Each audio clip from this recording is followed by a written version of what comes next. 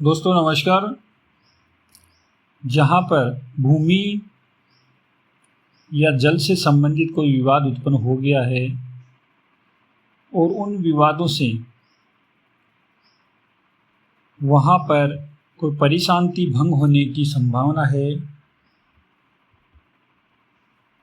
वहाँ पर क्या प्रक्रिया अपनाई जाएगी उसके बारे में बताया जा रहा है।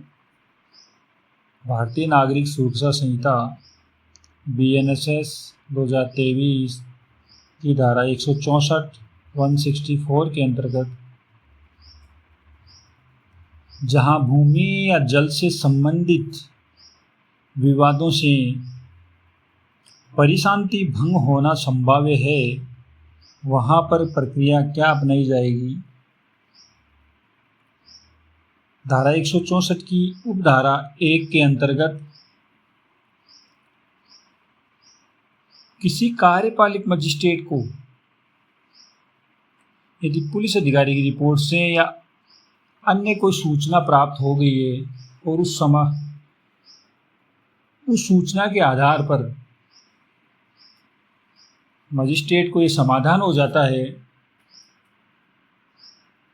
कि उसकी स्थानीय अधिकारिता के भीतर किसी भूमि या जल या उसकी सीमाओं से संबंधित ऐसा विवाद विद्यमान है जिससे परिशांति भंग होना संभाव्य है, अर्थात शांति भंग होने की संभावना है, तब वह मजिस्ट्रेट अपने ऐसे समाधान होने के आधारों का कथन करते हुए बताते हुए और ऐसे विवाद से संबंधित पक्षकारों से यह अपेक्षा करते हुए उन पक्षकारों को लिखित आदेश देगा जो कि उस आदेश में निर्देशित किया गया है कि उस तारीख और समय पर वे पक्षकार स्वयं या अपने अधिवक्ता वकील के द्वारा उसके न्यायालय में हाजिर हों और जो भी विवाद की विषय वस्तु पर वास्तविक कब्जे के तथ्य के बारे में अपने अपने जो भी दावे हैं उनका लिखित कथन प्रस्तुत करें। धारा 164 की उपधारा 2 के अंतर्गत इस धारा के प्रयोजनों के लिए भूमि या जल के अंतर्गत भवन, बाजार, मीन क्षेत्र, फसल, भूमि की अन्य उपज और ऐसी किसी संपत्ति के किराए या लाभ भी सम्मिलित हैं। धारा 164 की उपधारा 3 के अंतर्गत इस आदेश की एक प्रति की तामील इस संहिता अर्थात भारतीय नागरिक सुरक्षा संहिता के द्वारा जिस तरह से समन की तामील के लिए जो रीति बनाई गई है, उस रीति के अनुसार ऐसे व्यक्ति या व्यक्तियों के ऊपर समन की तामील की जाएगी, उस आदेश की तामील की जाएगी जिन्हें मजिस्ट्रेट उस आदेश में निर्देशित करें और कम से कम एक उस आदेश की प्रति विवाद की विषय वस्तु पर या उसके निकट किसी भी सहज दृश्य स्थान पर लगाकर प्रकाशित की जाएगी। धारा 164 की उपधारा 4 के अंतर्गत मजिस्ट्रेट तब विवाद की विषय वस्तु को पक्षकारों में से किसी के भी कब्जे में रखने के अधिकार के गुणावगुण या दावे के प्रति निर्देश किए बिना उन कथनों का जो ऐसे पेश किए गए हैं परिशीलन करेगा, उनको देखेगा,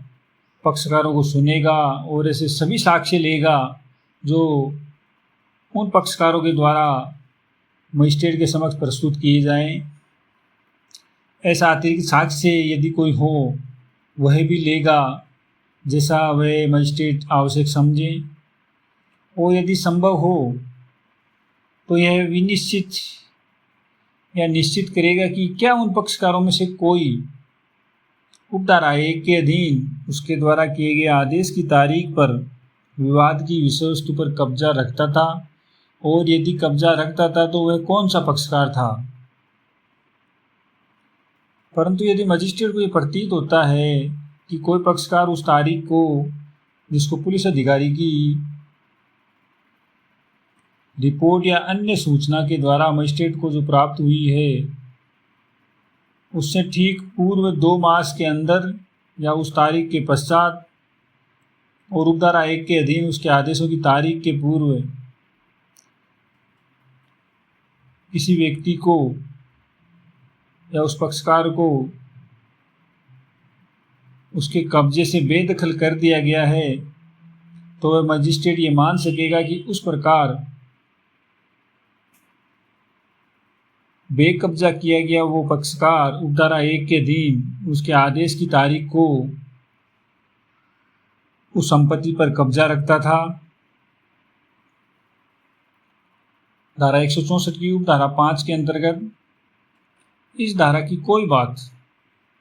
हाजिर होने के लिए से अपेक्षित किसी भी पक्षकार को या किसी अन्य हितबद्ध